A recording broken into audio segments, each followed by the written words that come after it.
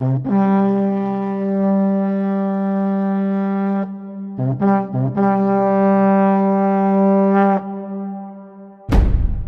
this video, we'll try to figure out what's happening between Russia and Ukraine at the moment and the part of the Western countries in this issue, and the traditional role the Western media play in it.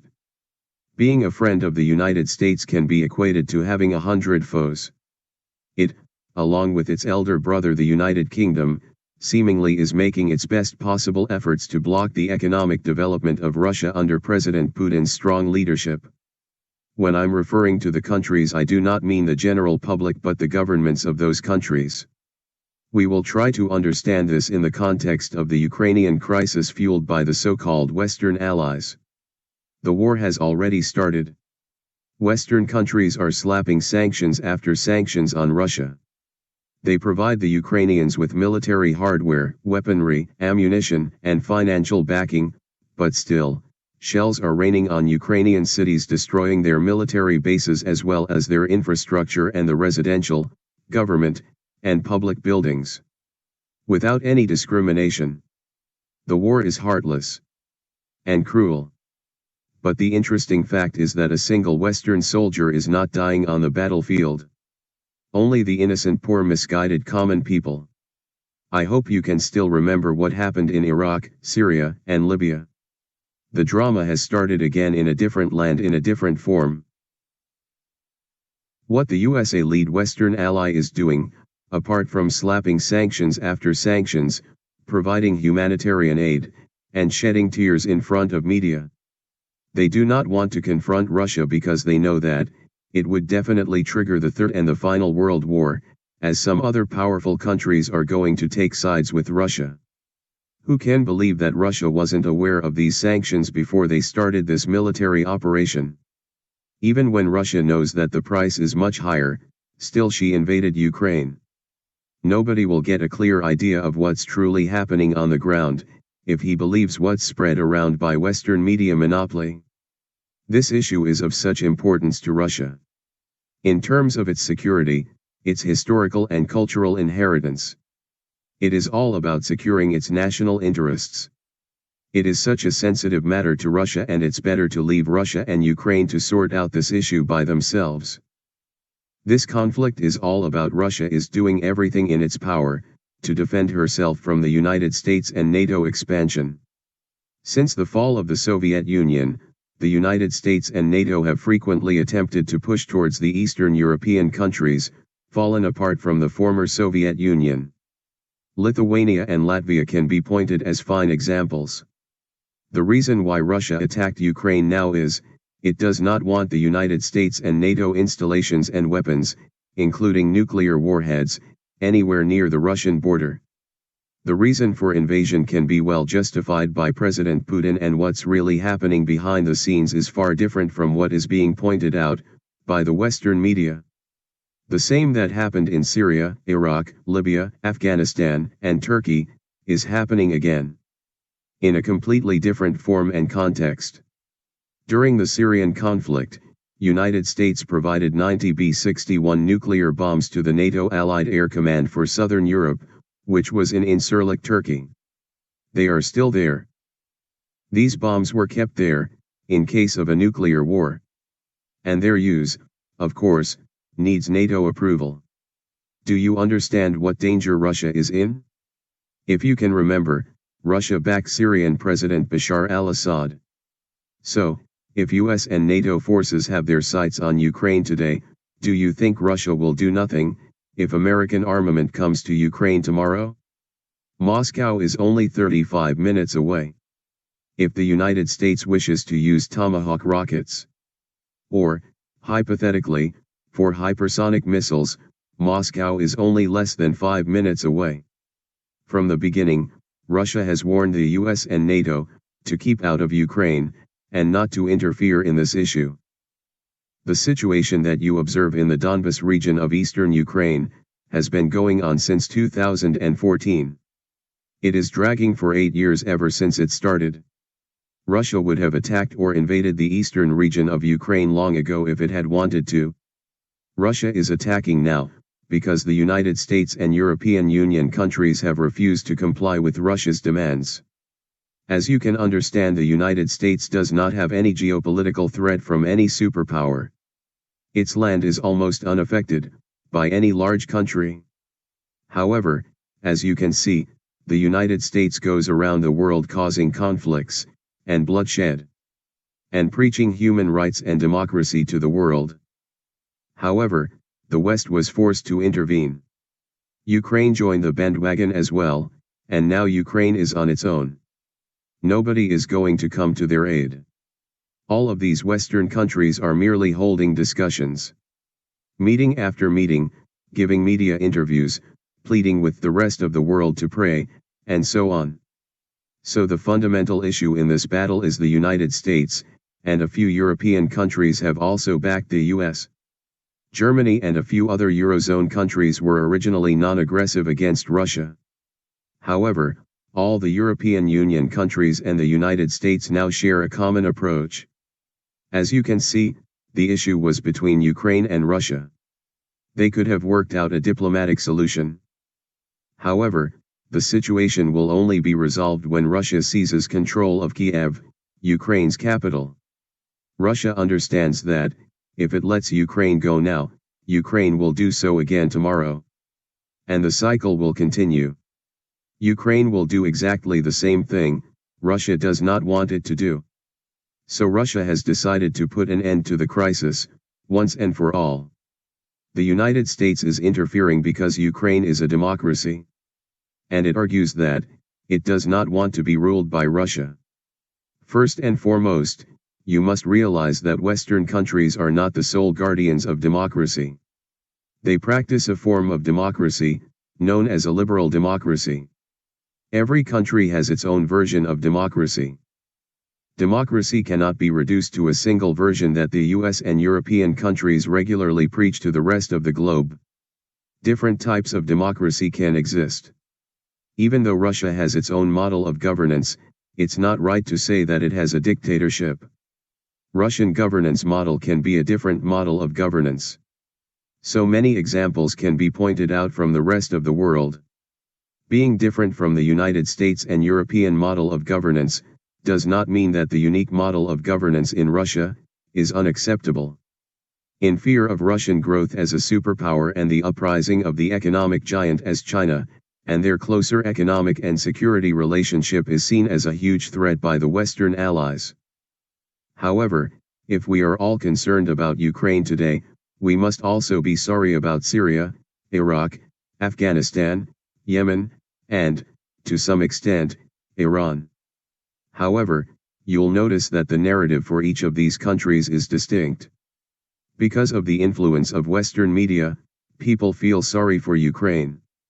Russia attacked Ukraine because Ukraine and Western countries ignored Russia's security concerns. Because of Western media, many of you assume that Russia has always meddled in Ukraine's internal affairs. But the true scenario is quite different. As a result, Ukraine has a preference for European countries and the United States. Now, my question to you is whether you believe that, if Ukraine forms alliances with the US and other European countries for help, it can remain independent and sovereign? Do you think Ukraine will be able to maintain its independence? Ukraine cannot be an independent state, as long as the United States and Russia exist. So, how do you think Ukraine should proceed? Ukraine should follow India's lead and embrace a non-alignment policy like India, Sri Lanka, and other non-alignment countries. But the point is that, until a country achieves international recognition, it should always pursue a policy of non-alignment, and many of you will argue that Ukraine has always desired independence. Russia, on the other hand, does not allow Ukraine to be one. Of course, we must acknowledge that, Russia exerts influence on Ukraine. That's only natural. We have to have a historical insight into the matter. It was all one country 30 years ago, and ethnically, Ukrainians and Russians are quite mixed, in terms of cultural and historical ties. Their civilizations are almost indistinguishable. But, consider it this way. From 1991 to 2013, Russia has constantly provided Ukraine with support. Russia has provided Ukraine with financial and other support worth around $300 billion. Can you imagine? Russia has also waived off Ukrainian debts, acquired during the Soviet era, and on the other hand, Ukraine has made numerous attempts to cheat Russia. Occasionally, this took the form of stealing gas. Russia used to provide gas at a lower price to Ukraine, so that the Ukrainian government could pass the savings on to domestic consumers, many of whom are elderly pensioners. In Ukraine, there are many elderly people who are poor, ethnic Russians. They don't have a lot of money, and they were once a part of the Soviet culture. In addition, many of them speak Russian. Instead of providing cheap gas to domestic consumers, it was resold to industrial firms, and Ukraine did not return some of the Soviet assets that were allocated to Ukraine as part of the pre-independence promises. So, when you examine all of this, it's no surprise that Russia feels deceived and cheated by Ukraine. In the Indian context, I'll give a comparable example. When Pakistan was separated from India in 1947, India handed Pakistan a huge amount of resources and money. What, on the other hand, did India get in return? Betrayal. India has fought Pakistan in 4 wars. Now, I'm not substituting Pakistan for Ukraine.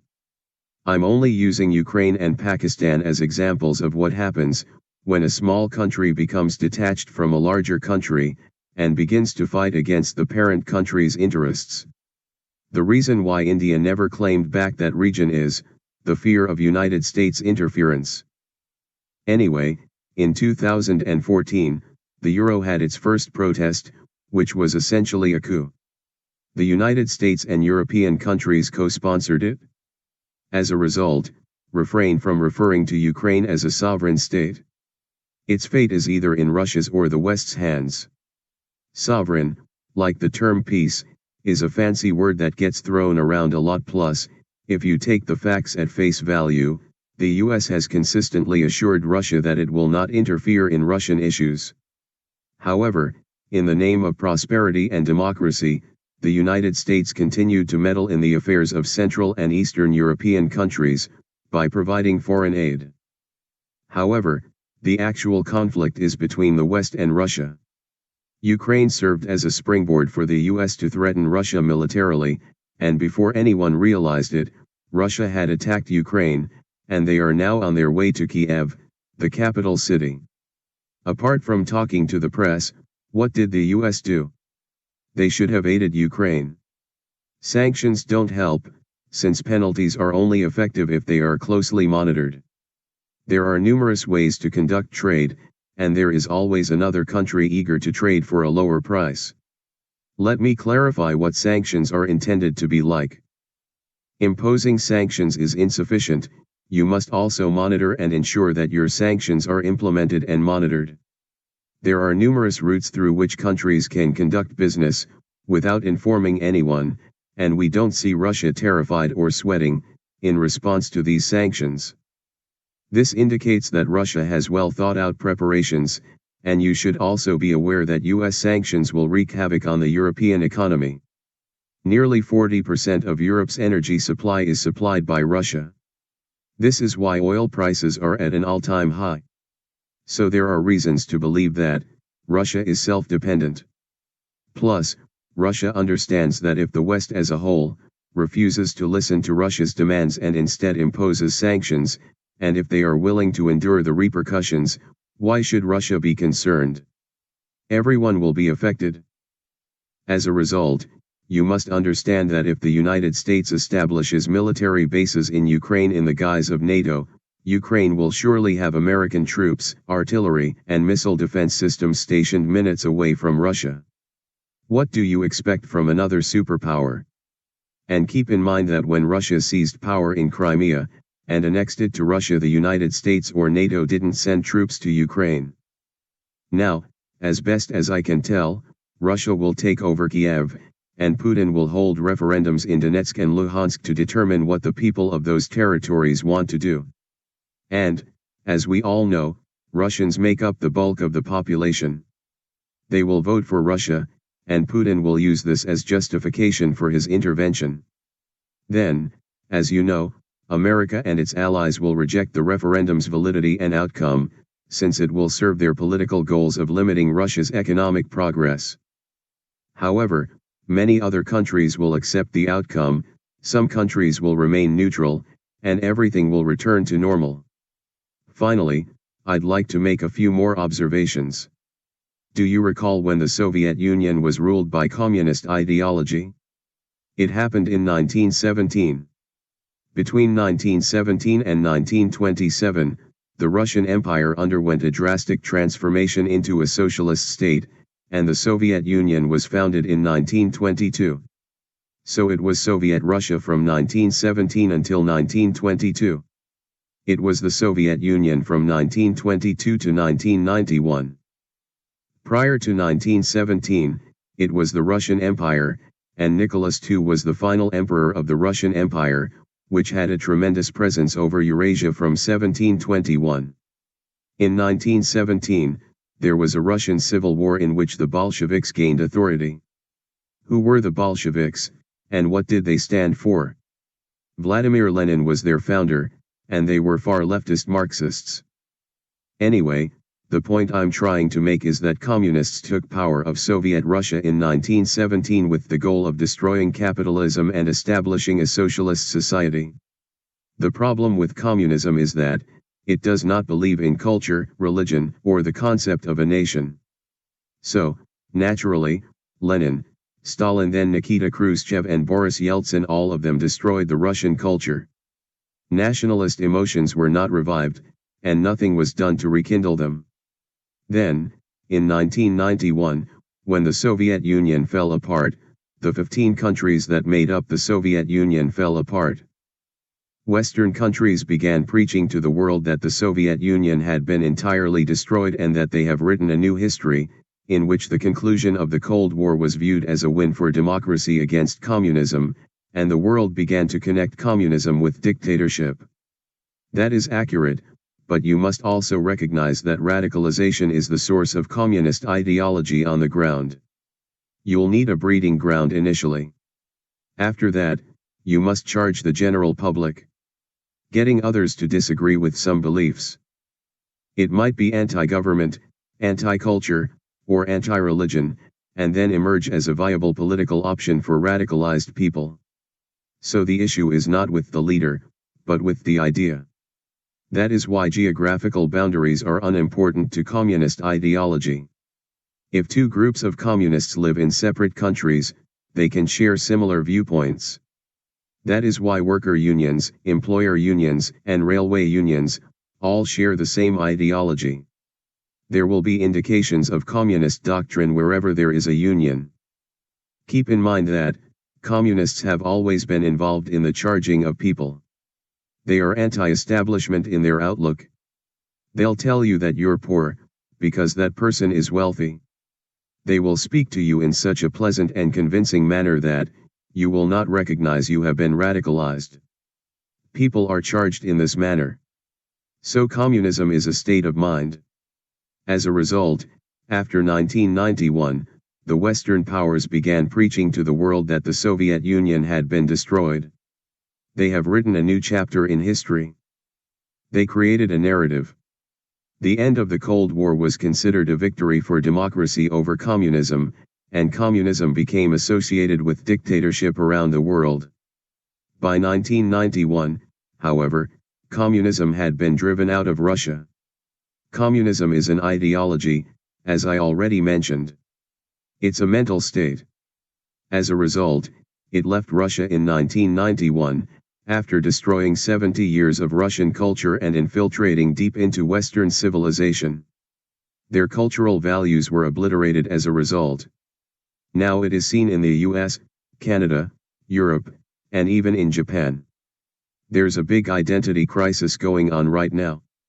Their material growth, as well as their per capita GDP, and democratic prosperity, are of no use now. The public is engulfed in consumerism. They've awoken from their slumber. They have no regard for the elderly. They only want more rights. There is no such thing as culture. Values do not exist. There are no morals, or a sense of patriotism. Boris Yeltsin, on the other hand, became president after the Soviet Union disintegrated in 1991. If you recall, the communists have a symbol, the hammer and sickle. The communist flag was lowered for the last time over the Kremlin on December 25, 1991. After that, the Russian tricolor was used. Boris Yeltsin became Russia's first president as a result of this. He, too, did nothing to resurrect old Russian culture. Religious principles and nationalist sentiment are two things that come to mind.